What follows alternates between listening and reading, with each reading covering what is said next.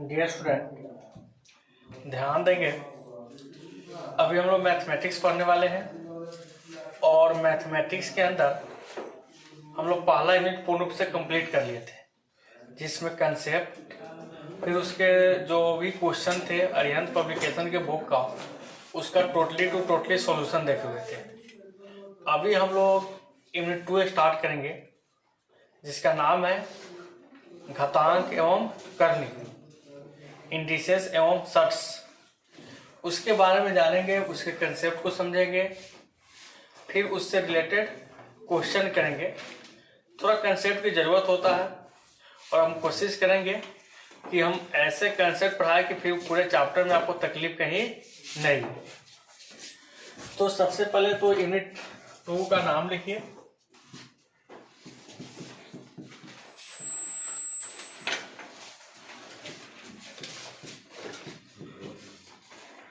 घातांक तथा कर्ण।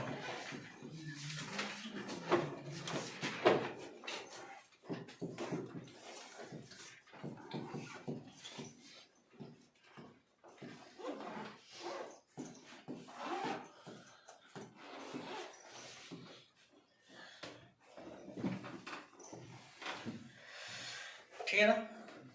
थोड़ा सा इसमें कंसेप्ट होता क्या है, कुछ घातांक के रूल होते हैं, कुछ करने के भी रूल होते हैं, दोनों को समझेंगे। फिर उसके अलावा भी कुछ कंसेप्ट होते हैं, जैसे हम एक एग्जांपल में आपको दे दे इस प्रकार से।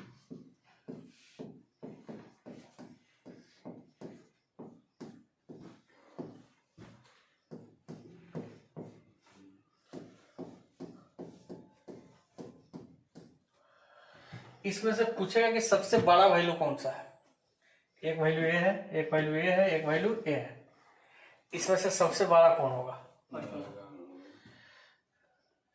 फिर सबसे छोटा कौन होगा? इस प्रकार से कंसेप्ट आपसे पूछे जा सकते हैं। फिर यहाँ पे प्लस रख सकते हैं, तो इसका कंसेप्ट क्या होगा? इसके लिए भी कंसेप्ट होगा। तो ये सारे कंसेप्ट को हम लोग क्या करने वाले हैं? सोल्व करने वाले हैं। फिर 1 अपॉन करके आपसे पूछा जा सकता है कि इसमें से सबसे बड़ा कौन सा है, सबसे छोटा कौन सा है। तो ये सब किसके क्वेश्चन है? घातांक एवं करने के क्वेश्चन है। फिर इसके अलावे इस प्रकार से भी क्वेश्चन आते हैं आपके।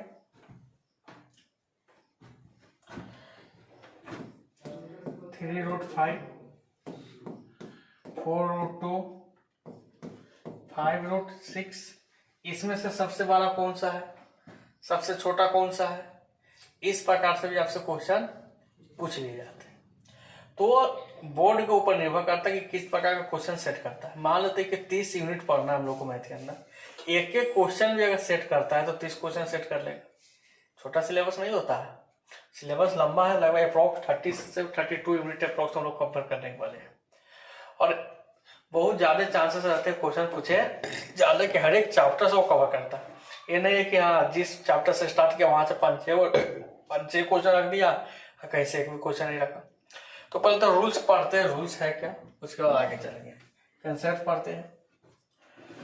जैसे हम लोग ए को ए गुना ए गुना ए गुना ए गुना बहुत बार कितने बार लिख दिए? n बार। कितना बार लिख दिए हुआ? n बार। तो इसको हम क्या बोल सकते हैं? ए को n लिख सकते हैं। तो यहाँ पे ए क्या कहलाता है? इसका बेस कहलाता है। और n क्या कहते हैं? घातांक कहलाता है। क्या कहलाता है? घातांक। ठीक है ना।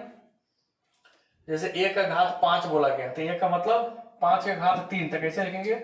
5 के पावर 3। समझ आ रहा है ना। अब इसमें कुछ करनी किसको बोलते हैं उसको समझिए।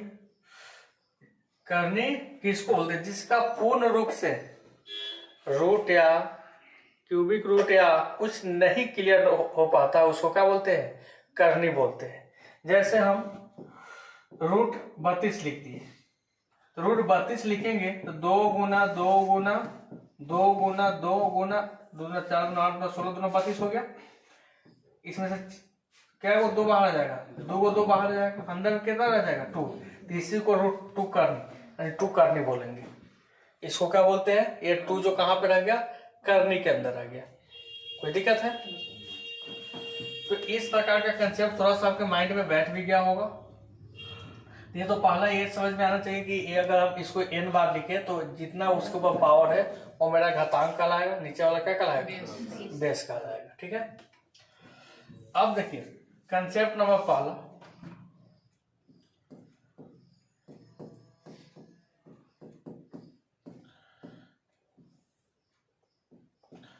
अगर हम a के पावर m लिखे हैं और यहाँ पे b के पावर क्या है, m है, दोनों का घातांक क्या है, सेम है, दोनों घातांक m के वैल्यू m के जगह पर कुछ भी हो सकता है, दोनों का पावर क्या है, सेम है। तो इस केस में आपको याद करना है कि a बराबर क्या होगा, b होगा। अब इसको इक्वल करके आप क्या कर सकते हैं, कोई ना कोई सोल्यूशन निकाल सकते हैं। जैसे यहाँ पर लिख दिया है 3x के पावर कितना 4, और यहाँ पर लिख दिया है 9 के पावर कितना 4, तो दोनों क्या है, पावर सेम है, यानी 3x इक्वल टू हम क्या लिख सकते हैं 9, तो x इक्वल टू क्या लिख सकते हैं 9/3 यानी 3। इस प्रकार का कंसेप्ट में हम ये प्रिंसिपल यूज कर सकते हैं। यहाँ पे हम आसान सा लिखे हैं 3x इक्वल टू, यहाँ पे कुछ भी हो सकता है, यानी कहने का मतलब यह है कि अगर पावर सेम होगा तो बेस क्या हो जाएगा, इक्वल हो जाएगा, बेस क्या हो जाएगा, इक्वल हो जाएगा। पहला तो ये माइंड रखना है। दूसरे का कंसेप्ट ये यूज करना है,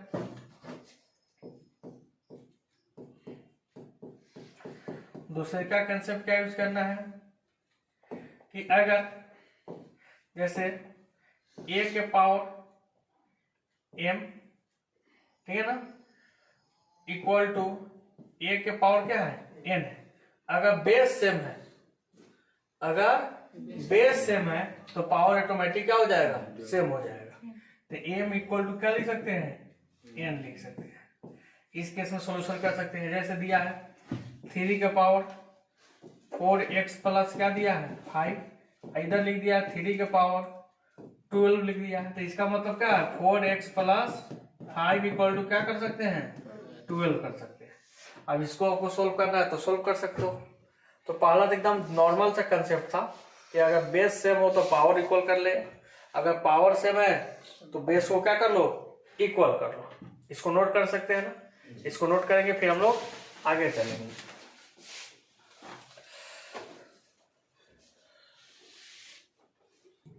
ये कंसेप्ट मेरा क्लियर हो गया। नेक्स्ट आपको कंसेप्ट नंबर 3 लिखना है। कंसेप्ट नंबर 3 क्या है, देखिए 2 प्रकार से वैल्यू दिया रहेगा, इस प्रकार से √5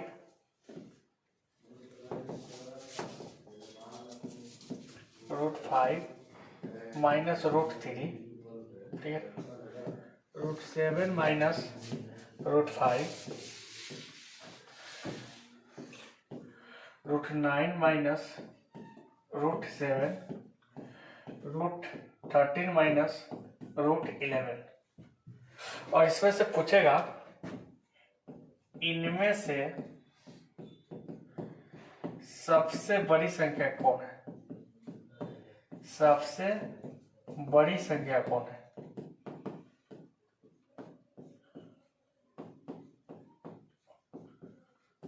और एक बार क्या पूछेगा, इनमें से सबसे छोटी संख्या कौन है, सबसे छोटी संख्या कौन है, पूछ सकता है ना होगा। इनमें से सबसे बड़ी संख्या कौन है और इनमें से सबसे छोटी संख्या कौन है। दिमाग लगाने की पहला तो हम जैसे ये मिलेगा तो सबसे पहले चेक करेंगे कि सब में डिफरेंस सेम है कि नहीं है। जैसे 5 में से 3 घटा के कितना आएगा 2, 7 में से 5 घटा के कितना आएगा 2, 9 में से 7 घटा के कितना आएगा 2, 13 में से 11 घटाएंगे तो सब में डिफरेंस क्या है, सेम है। अब मेरा एक रूल्स है वो लागू हो सकता है, अगर डिफरेंस सेम रहेगा तभी रूल लागू होगा। ऐसा ही देवे करता है जिसमें सेम हो। गुणनफल करो, सबको गुना करो, 5 3 कितना आएगा 15, 7 5 35, 9 3 का 9 7 63, 13 11 13 के 130 और 13 143। ठीक है, इतना तो समझ आ रहा है। अब देखिए, अब माइनस है ना, तो जिसका गुणनफल सबसे कम आएगा वो सबसे क्या होगा, बड़ा होगा। तो इसमें सबसे बड़ी कौन सा होगा, तो यहाँ पे सबसे बड़ी संख्या आपको निकालना है, तो क्या लिखेंगे होगा, जिसका गुणनफल, तो पहले तो यह कब लागू होगा, यदि अंतर यानी डिफरेंस सेम होगा। डिफरेंस क्या होगा, समान है, वह समान यानी सेम हो, सेम हो। ये कब रूल लागू होगा, डिफरेंस क्या हो, सेम हो। तो सबसे बड़ी संख्या कौन होगा, जिसका गुणनफल, जिसका गुणनफल क्या हो, सबसे कम। याद रहेगा ना, जिसका गुणनफल सबसे कम हो वो क्या होती है, सबसे बड़ी संख्या होती है। और सबसे छोटी कौन सा होगा, जिसका गुणनफल सबसे ज्यादा हो, जिसका गुणनफल सबसे ज्यादा हो। अब इसको देख हम बता सकते हैं कि सबसे छोटी कौन होगा, सबसे बड़ी कौन होगा। इसमें बताइए तो सबसे छोटी कौन सा है, ये वाला √13 माइनस √11। इतना तो समझ में है। एक कंसेप्ट और आता है, आपको ये सब कंसेप्ट क्या है वो भी बता दीजिए। उल्टा कर देता है। अब उल्टा कर देगा तो जिस, मानते यहाँ पे 5 है, यहाँ पे क्या है 4 है, तो इसमें सबसे छोटी कौन होगा, जिसका नीचे वाला सबसे ज्यादा है। समझ में आ रहा है ना, जिसका निचला सबसे ज्यादा है, ऊपर में जाके क्या हो जाएगा, वो छोट हो जाएगा। तो अगर पूछता कि 1/, लिख देता कि 1/, इसमें क्या करता 1/। आप बताओ कि इसमें सबसे बड़ी कौन होगा, तो जिसका नीचे सबसे छोटी हो वो सबसे क्या होगा। बात बुझा रहा है ना, नहीं समझ में आया ना। देखो समझा क्या रहे थे, अभी तो समझ में आ गया कि इसमें सबसे बड़ी कौन होगा, सबसे छोटी कौन होगा। इसमें सबसे बड़ी कौन है, जिसका गुणनफल सबसे क्या है, कम है। इसमें सबसे बड़ी कौन है, सबसे छोटी कौन होगा, जिसका गुणनफल सबसे बड़ा होगा। इसके हिसाब से इसका आंसर कौन सा होगा, √13 माइनस √11। इसका आंसर कौन सा होगा, √3। अगर इसी में हम क्वेश्चन पूछ देते 1/√11 माइनस √9, 1/√9 माइनस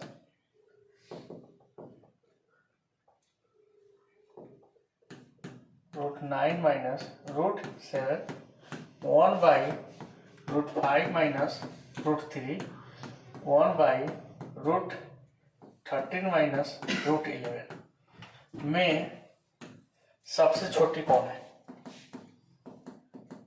सबसे छोटी कौन है। अब आप लोग बता सकते हैं, इसमें बताइए सबसे छोटी कौन है। तो जिसका नीचे सबसे बड़ा होगा वो वैल्यू क्या होगा, सबसे छोटा होगा। तो पहले ये खोजो कि इसमें सबसे बड़ी कौन होगा, जिसका डिफरेंस यानी गुणनफल सबसे कम होगा। तो 5 दिए क्या, 15, ये सबसे बड़ी है। इसका कितना है 143, इसका तो 63 और इसका 99। अब बताओ इसमें सबसे बड़ी कौन है, ये वाला है ना, जिसका गुणनफल सबसे कम है वही ना सबसे बड़ा होगा। तो ये बड़ा है, तो इसका जो पूरा वैल्यू आएगा वो सबसे क्या होगा, छोटा होगा। तो भाई 1/8 और 1/4 और 1/6, इसमें पूछेगा कि सबसे बड़ा वैल्यू कौन सा है, क्या है 1/, क्या होगा 4। जिसका नीचे छोटा होगा वो सबसे क्या होगा, बड़ा होगा। अब इसमें क्या पूछा है कि सबसे छोटा कौन होगा, तो जिसका नीचे बड़ा होगा वो क्या होगा, छोटा होगा। तो इसमें आपसे क्या क्वेश्चन पूछ रहा है, सबसे छोटी कौन होगा? सबसे छोटी 143 होगा सबसे छोटी। आप लोग कंफ्यूज कर जा रहे हैं ना। देखिए ऐसे खाली लिखा आता 1/1 नहीं करके लिखा जाता तो सबसे छोटी कौन सा होता? ये वाला होता। सबसे बड़ी कौन होता? तो जिसका नीचे सबसे बड़ी वो वैल्यू क्या होगा? सबसे छोटी होगा ना। तो सबसे बड़ी कौन है? नीचे में सबसे बड़ा कौन सा है? 15 वाला। तो 1/, ये वाला सबसे क्या होगा? छोटी होगा ना। नहीं बुझा रहा तुम लोग। अभी हम एग्जांपल दिए कि 1 8 1 4 1 6 सबसे बड़ी कौन है इसमें? 1/4। क्यों? क्योंकि नीचे में क्या था? सबसे कम था। सबसे बड़ी सबसे छोटी कौन सा होगा? 1/8 क्योंकि नीचे में सबसे ज्यादा क्या था? बड़ा था। तो जिसका नीचे में सबसे बड़ा होगा वो वैल्यू क्या होगा? छोटी होगा। तो इसमें आपसे पूछा कि सबसे छोटी कौन सा है, तो नीचे में सबसे बड़ा खोजो। तो नीचे में सबसे बड़ा कौन सा वैल्यू है? ये वाला है ना। सबसे बड़ा वैल्यू यही ना था। गुणनफल नहीं देखना बड़ा, इसमें डिसाइड करना था कि इसमें सबसे बड़ा कौन होता है जिसका गुणनफल कम होता है। अब इसके हिसाब से हम कंसेप्ट करके नहीं बता सकते ये सबसे क्या होगा? छोटा होगा। अगर 1 दिया हो तो छोटा हो जाएगा। तो 1/, हो गया ना, उल्टा हो गया ना। तो उल्टा हो गया तो सब काम उल्टा हो गया। चलो इसको अभी दिमाग में नहीं रखो, बस इतना कंसेप्ट लिखो। उधर अभी नहीं जाओ, नहीं तो दिमाग इधर उधर जाने लगेगा तुम लोग। कॉमन सेंस का कहते हैं। चलिए इस केस में हमको एक ही पॉइंट याद करना था कि सबसे पहले तो डिफरेंस देखना है। डिफरेंस अगर सेम है तो जिसका गुणनफल करके देखो, जिसका गुणनफल सबसे कम और करनी सबसे बड़ा, जिसका गुणनफल सबसे ज्यादा वो छोटा। आसान तरीका से देखने का। अब प्लस वाला दे देता है। क्या दे देता है? प्लस वाला।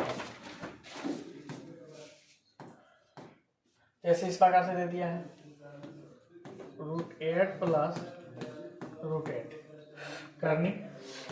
करनी 11 प्लस करनी 5 करनी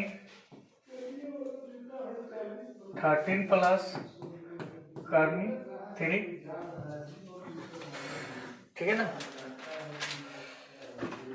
करनी 9 प्लस करनी 7 हो गया। लिख दिया। अब इसमें क्या देखेंगे? डिफरेंस देखेंगे क्या? तो सबका डिफरेंस तो अलग अलग है भाई। तब समेशन देखते हैं कि योग इसमें क्या होना चाहिए? सेम होना चाहिए। यानी दोनों का जोड़ क्या होना चाहिए? सेम होना चाहिए। है 8 8 16 11 5 16 13 3 16 9 7 16। यदि योग का मतलब जानते हो ना? समान हो। क्या हो? समान हो। तब बताओ इसमें भी गुणा करके देखेंगे। तो जिसका कंसेप्ट यह है, जिसका गुणनफल अधिक होता है उसमें क्या हो रहा था? छोटा हो रहा था। अधिक होता है तो इसमें वो बड़ा होता है। वो क्या होता है? बड़ा होता है। अब बात समझ में आ गया ना। जिसका गुणनफल अधिक होगा वो क्या होगा? बड़ा होगा। जिसका गुणनफल कम होगा वो क्या होगा? छोटा होगा। यानी उससे क्या है? उल्टा है। यानी यही सीधा है, वो क्या था? उल्टा था। जिसका गुणनफल बड़ा वो बड़ा, जिसका गुणनफल छोटा हुआ छोटा। उसमें क्या होता है? जिसका गुणनफल छोटा वो बड़ा, जिसका गुणनफल बड़ा उसका छोटा। क्लियर हो गया ना? कंफ्यूजन खत्म। जिसका गुणनफल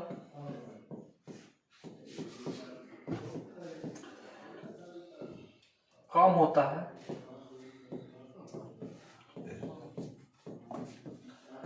वो क्या होता है? वो छोटा होता है। इतना तो समझ में आ रहा है।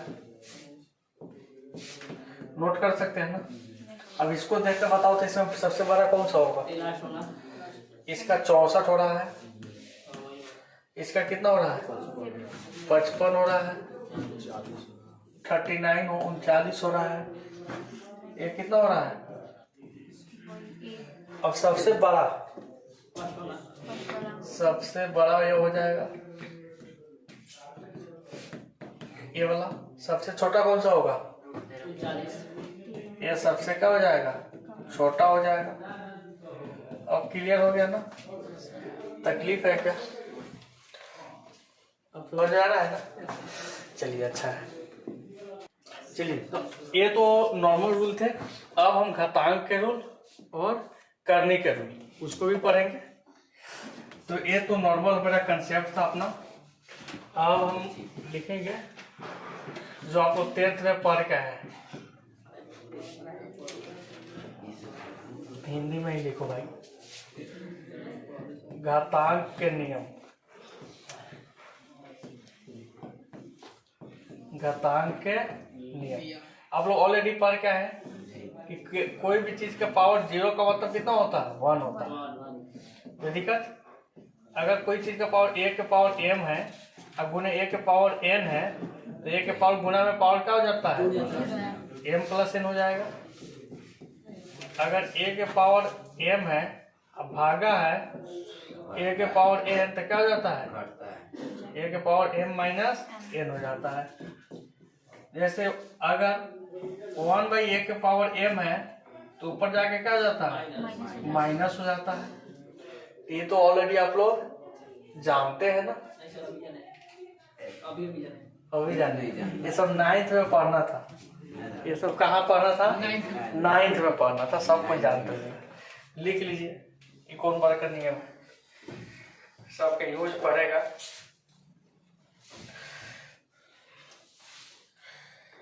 एक चीज है जो थोड़ा सा आप लोग को माइंड में डिस्टर्ब करेगा, उसको हम समझा देते हैं।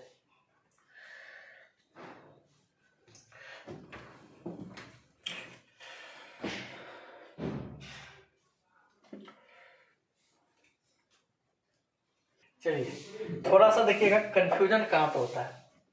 एक बार हमको भी मिला था, हम भी कंफ्यूज हुए थे, और चाहते हैं कि आप लोग कंफ्यूज नहीं हो।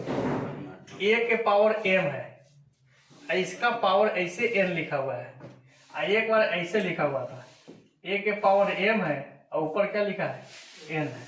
दोनों में अंतर है का, क्या क्या अंतर है, पावर में गुना हो जाएगा, इसमें गुना नहीं होगा, इसमें पावर आ जाएगा। जैसे हम लिख दिए 2 के पावर 3, इस प्रकार लिख दिए 2, यहाँ पे लिखे 2 के पावर 3 और का पावर लिखे 2। तो इसको सोल्व कीजिएगा तो 2 का पावर 3 गुना 2 सीधे 2 हो जाएगा, गुना हो गया तो 2 का पावर कितना हो गया 6। इसको सोल्व कीजिएगा 2 के पावर 3 तिहाई 9, अंतर है ना। इसमें पावर हो गया, इसमें क्या हो गया गुना हो गया। इस प्रकार लिखा है तो इसको क्या समझेंगे गुना, इसका इस प्रकार लिखा है तो क्या समझेंगे पावर। तो ये हो जाएगा a के पावर m गुना n, आई आ जाएगा ऐसा, a के पावर m के पावर क्या n। आ रहा है समझिए ना, ये हो गया। तो सब याद रहेगा, थोड़ा सा केयर कीजिएगा, सावधानी बरतना है। नेक्स्ट जैसे आपको a/b है, अगर इसका पावर m लिखा है तो इसका मतलब a के पावर m बटा b के पावर में क्या होता है m होता है। बाकी तो आप लोग नॉर्मल होता है, सब जानते हैं, इतना नोट कर लीजिए। फिर इसके बाद कुछ करने के नियम है, उसको पढ़ के क्वेश्चन को सोल्व किया जाएगा, तो नोट कीजिए जल्दी।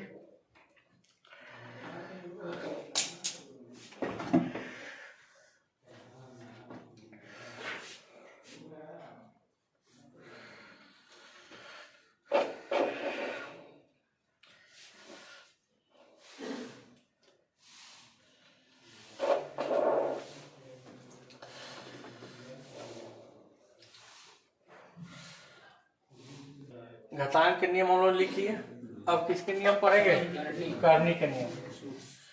तो लिखिए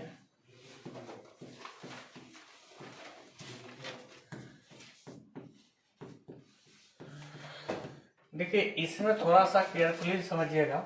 जैसे यहाँ पे हम ए लिखे हैं, क्या लिखे हैं, ए लिखे हैं, इसको इस प्रकार लिखते हैं।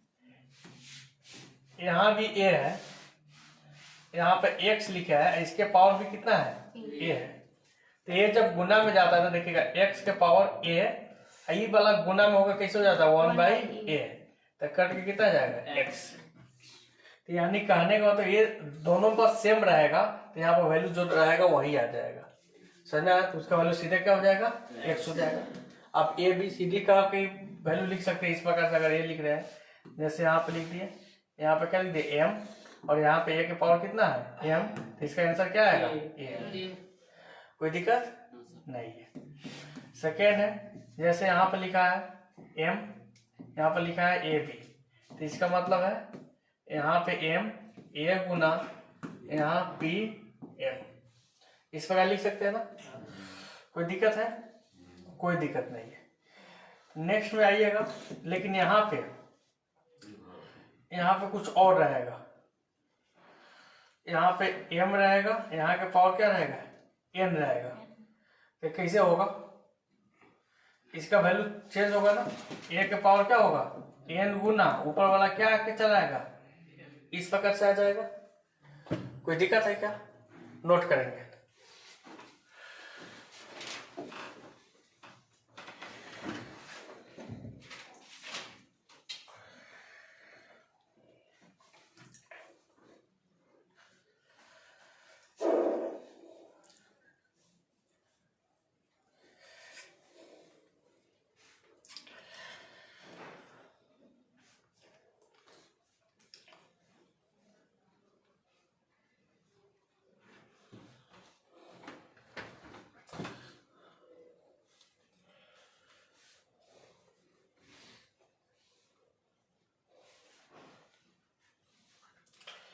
कंप्लीट हो गया। एक चीज और समझिएगा, डबल करनी, यहाँ पे m है, यहाँ पे क्या है n है, यहाँ पे क्या है a है, तो इसको क्या लिख सकते हैं, दोनों करनी बाहर आ सकता है, m गुना n करनी a। कोई दिक्कत, नोट कर लीजिए।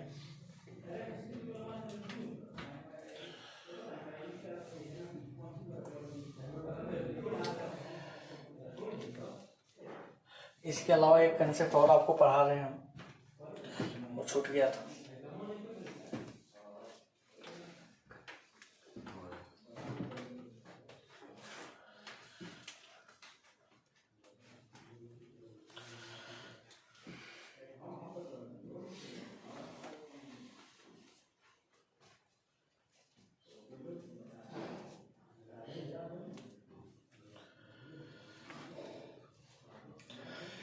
एक कंसेप्ट क्या है कि आपको छोटा बड़ा कहेगा निकालने के लिए इस प्रकार से,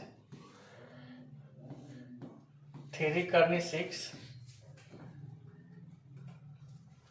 5 करनी 2, 5 करनी 2 और 6 करनी 12 में सबसे बड़ा कौन है, सबसे बड़ा कौन है। क्या इसको आप लोग निकाल सकते हैं, बहुत टाइम लगेगा। तो देखिए इससे क्वेश्चन को करने के लिए सबसे पहले देखिए 6 को कितना लिख सकते हैं 1/3, करनी में जो होता है 1/3 लिखा जाएगा। यहाँ पे 2 के पावर में क्या लिख सकते हैं 1/5 लिख सकते हैं ना, कोई दिक्कत। और 12 के पावर में क्या लिख सकते हैं 1/6, कोई दिक्कत। अब आप इस सब का क्या निकालना है एलसीएम, 3, 5 और 6 का एलसीएम कितना आएगा 30 आएगा। 30 से इस समय मल्टीप्लाई कर दो, इतना बड़ा नहीं देता, इसे क्या देता है छोटा ही देता है। आपको क्या देता है छोटा देता है, हम छोटा ही कर लेते हैं, थोड़ा सा लंबा गुना हो जाएगा। इसको उल्टा कर दो, 2√5 कर दो, ठीक है ना। तो यहाँ 6 के पावर कितना लिख सकते हैं 1/3, 5 के पावर कितना लिख सकते हैं 1/2 और 12 के पावर कितना लिख सकते हैं। अब इसका एलसीएम कितना है 6 से क्या करना है सब में गुना करना है, एक कट जाएगा, ये कितना हो जाएगा 3, ये कितना हो जाएगा 2, तो 6 के पावर 2 कितना 36, 5 के पावर क्यूब कितना 125, 12 के पावर 1 12। अब इसमें सबसे बड़ा कौन सा है 5 का पावर 3। ये किसका वैल्यू था ये सबसे क्या हो गया एलसीएम निकाल के उसमें गुना कर देंगे, अपने आप छोटा हो जाएगा। छोटा करके हम क्या करेंगे कैलकुलेशन कर देंगे। तो ये मेरा पूरा का पूरा क्या था कंसेप्ट था यूनिट 2 का, घातांक एवं करने का। अगले दिन आप लोग इस सारे क्वेश्चन को इसके सोल्व करेंगे। आधा क्वेश्चन क्या वो क्वेश्चन है इस चैप्टर में आधा 12 नंबर तक आप लोग सोल्व करके आएंगे। नहीं बनेगा उसको हम सोल्व करेंगे। अभी हम लोग फिर फिजिक्स पढ़ेंगे।